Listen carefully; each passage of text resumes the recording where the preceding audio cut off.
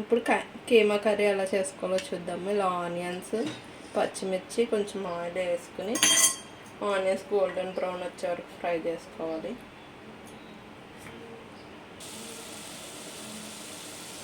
కరివేపాకు కూడా వేసుకుని హై ఫ్లేమ్లో పెట్టుకుని 2 minutes ఫ్రై చేసుకోండి. తర్వాత లో ఫ్లేమ్లో పెట్టుకుని మనం ఒక 5 minutes ఫ్రై చేసుకుంటే గోల్డెన్ బ్రౌన్లోకి వచ్చేస్తాయి. ఇలా ఆనియన్స్ ఫ్రై అయ్యాక ఒక 4 స్పూన్లు అల్లం వెల్లుల్లి పేస్ట్ వేసుకుని పచ్చి వాసన పోయే వరకు వేపుకోవాలి.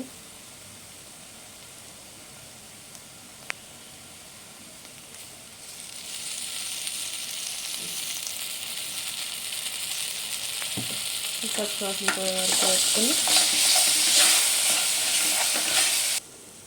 ఇలాగా ఒక 1 minute అల్లం వెల్లుల్లి పేస్ట్ వేసుకుని ఫ్రై చేసుకున్న తర్వాత ఇలాగ కైమా వేసేసుకోండి.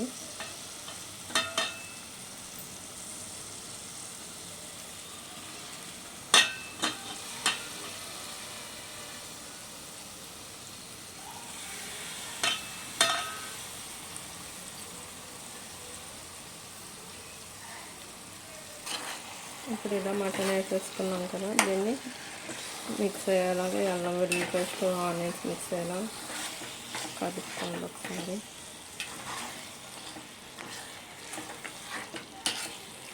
కలుపుకొని సిమ్లో పెట్టేసి ఒక 5 minutes అలా వదిలేయండి. మొత్తం అంతా నీట్గా కుక్ అవుతుంది. వేసుకోండి. ఇప్పుడే కొంచెం సాల్ట్ కూడా వేసుకోండి.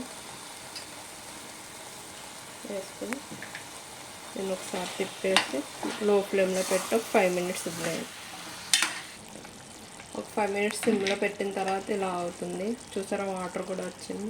ఇప్పుడు ఏంటంటే ఇప్పుడు మనం కారం, పసుపు, గరం మసాలా వేసుకుని కొంచెం వాటర్ పోసుకుని మూత పెట్టేసుకుంటే 10 నిమిషాలు అవుకునిస్తే కైమా కర్రీ రెడీ అయిపోతుంది. 3.5 spoons కారం వేసుకున్నాను. కొంచెం పసుపు, మసాలా, చిటికెడు పసుపు,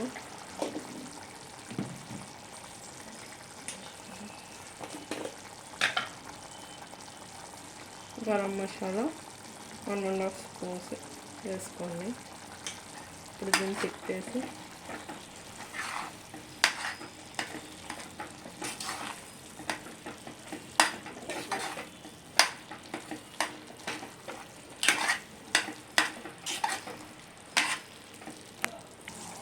ఇప్పుడు కొంచెం వాటర్ పోసి ఇవన్నీ వేసుకున్నాక కొంచెం వాటర్ పోసి కొంచెం కొత్తిమీర కూడా వేసుకుని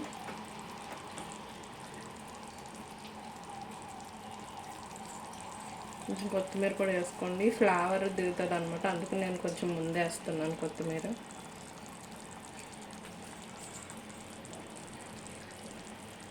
కొత్తిమీర కూడా వేసుకుని ఒకసారి మిక్స్ చేసుకుని మొత్తం స్లోలో పెట్టేసి ఒక 10 minutes వదిలేయాలన్నమాట. అప్పుడు నీట్గా కుక్ అయిపోతుంది.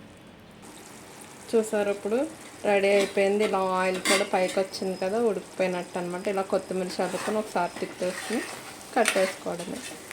అంతే, కీమా కర్రీ రెడీ.